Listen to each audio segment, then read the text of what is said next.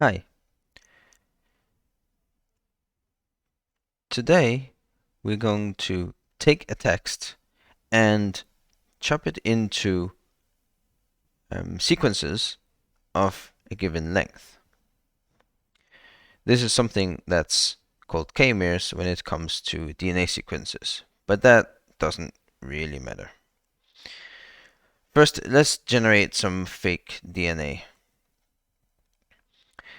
We can do that by taking the bases that can appear in DNA and then index into them with a bunch of numbers. Let's just do 15 for now. So there are 4 different bases, and we want some random numbers for those indices. That gives us some random DNA. Now, the problem is almost built into, the solution to the problem almost built into the to APL by way of n-wise reduce. So n-wise reduce does reductions over windows, sliding windows of a certain size.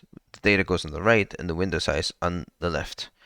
And here we're not actually going to do any reduction, but we can use concatenation reduction, which then concatenates the adjacent characters, forming subsequences.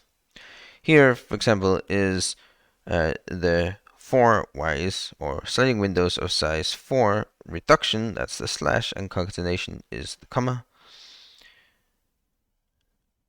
And that gives us this. If we do 5, we get like this.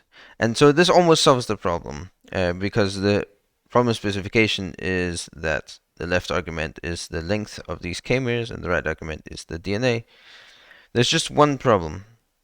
Let's say that we have, and now just for clarity, let's just use normal alphabetic letters.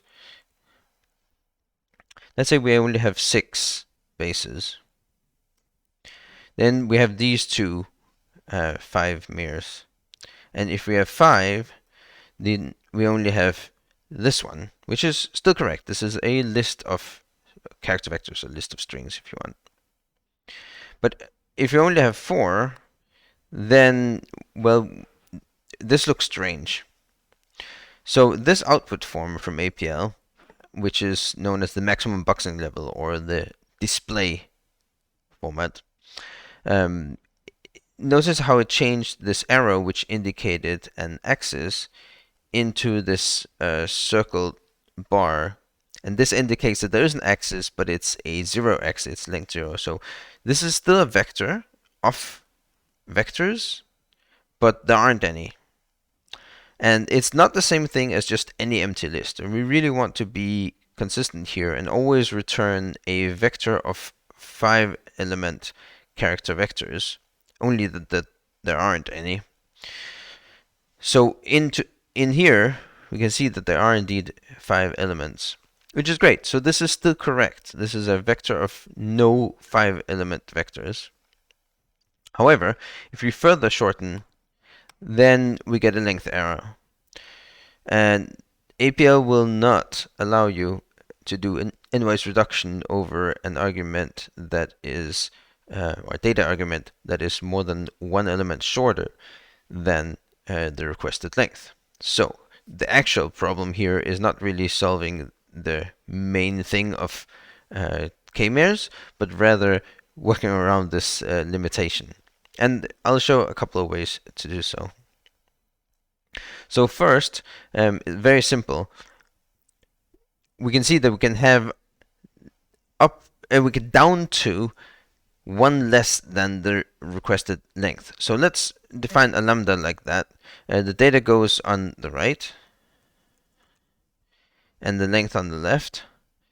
And then we are going to look at the left argument, which is alpha, leftmost character of the Greek alphabet, subtract 1, and then we do a maximum with that, and the tally or length of the right argument. That's the data over here. So this style with a bar at the top It kind of looks like a wall with a piece of the ceiling above, and so it also means round up ceiling, but if you use it with 2 arguments, it's the maximum, which you kind of see it as a measuring stick showing at the maximum of the 2 values. And so this returns the maximum. We can see here that this gives 6, this is the length, but if we decrease it 5, then they're the same, and 4, then it gives 1 less, and 3, it stays at 4. So if we then take this and pad the argument to this length, which we can do with the take function, although take takes the length on the left and the data on the right, we can use the commute higher order function or operator to swap that so that the data goes on the left and the length goes on the right. And then we do this, we put the argument on the right, from the right over on the left instead.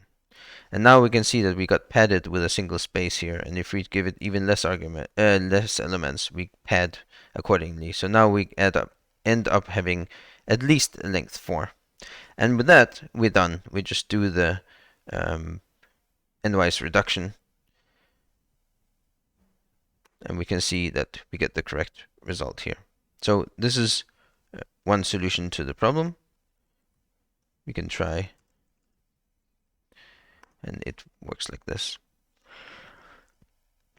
Another way to do this is something that's actually stated in the full problem text, if you look there, and that is that if the requested length is greater than the length of the input, then we return an empty vector. So we can code this as well. So we say if the requested length, the left argument, is greater than the length available in the right argument, then, and then we return an empty vector. We'll get back to the definition of that. Otherwise, we just do the operation as before. Now, what exactly we want to do here? We could just return an empty string, but that's not the right type. Let's try that. If we say 5G ABC, we can see that this isn't the type that we wanted. We actually want a vector of character vectors of the right length. So we can change this and say, well, it doesn't actually matter what the content is because it all gets thrown out. We normalize empty arrays so that they conceptually just contain spaces or zeros and so on. So we can take the left argument, which is the length required, and take that many elements from the right argument, and that again pads it with spaces. And this will then be our prototypical element.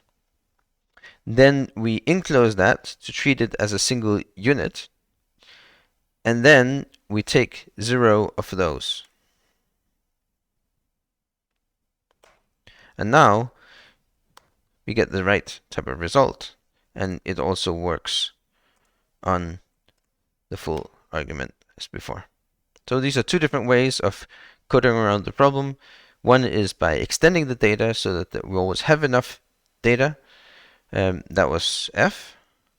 And the other one was by doing a test first, and if we need to stop short of actually calculating the k-mirrors, then we construct an appropriate result, and that was G.